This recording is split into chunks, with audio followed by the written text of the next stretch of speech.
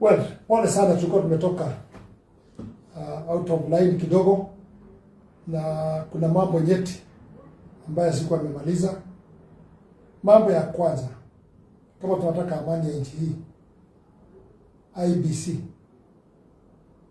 what are we waiting? What is the priority in this country? Leave all these things we are discussing about. Where is IEBC? Why have we not? There must be the reason why. Ni kwa nini hatujatengeneza IEBC? It's a big problem. IEBC is the cure of this country politically. Kwa sababu, you know, the constitution says, and maybe I may be put right by lawyers or people who knows about the constitution better than me, the time of border review is finished.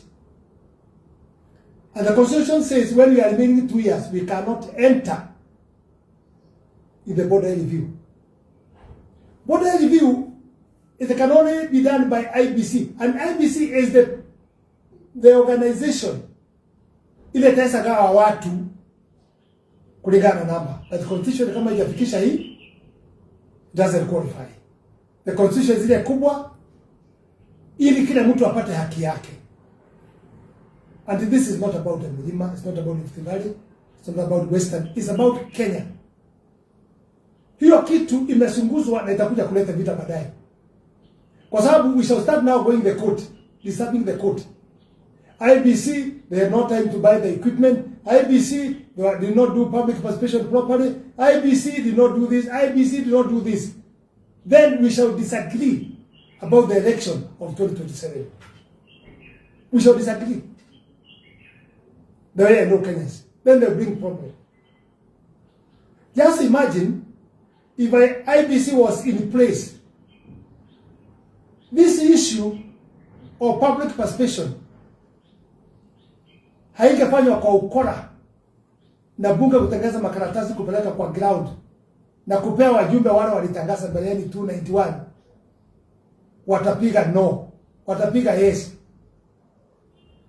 But if there was IEBC in place, kila mtu angevote online. Because they registered with the IEBC, everybody. Wage create form too, and the people, whatever they are, leave the polling station, leave the constitution, leave the county. Kila mtu angeingia online na kuvote.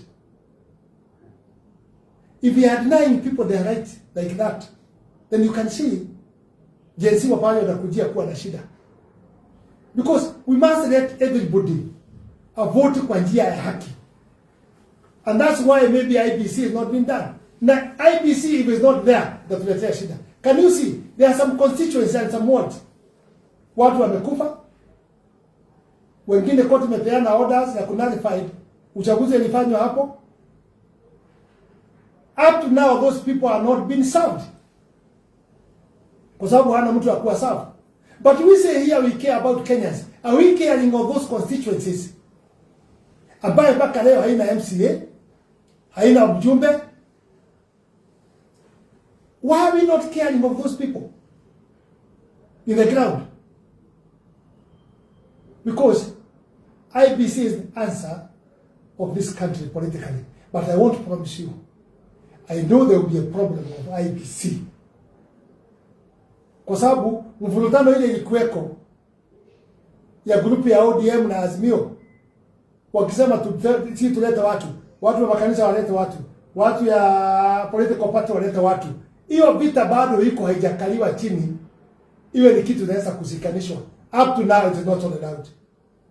And since now the many people have come together, mambo ya bunge imekuwa whipped, imekuwa mob justice.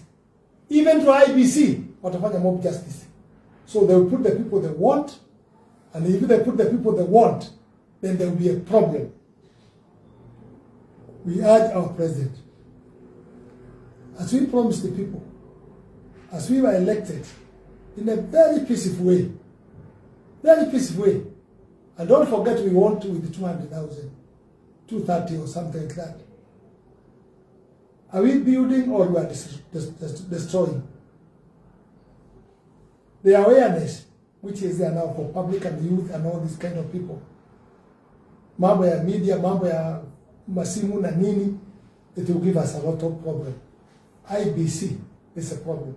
Kuko ugonjwa umekuja ya polio.